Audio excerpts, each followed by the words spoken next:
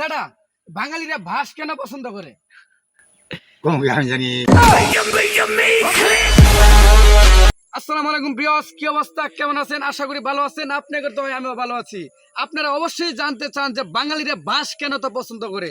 বাঙালিরা ভাস কেন পছন্দ করে, যদি অবশ্যই জানতে চান তাহলে আমার চ্যানেলটিকে সাবস্ক্রাইব করতে হইব। সো চলেন মূল ভিডিওতে যাওয়া যাক। সঠিক বলেছেন, আপনার বুদ্ধি ভালো। দাদা, বাঙালিরা ভাস কেন পছন্দ করে? আমি জানি।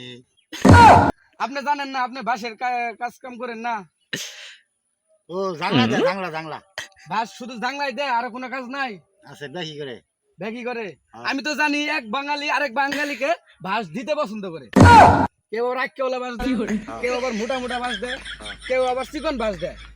আজকে আপনাদের দেখাবো কি কি ভাস বাঙালিরা আরেকজনকে দেয়। চলেন।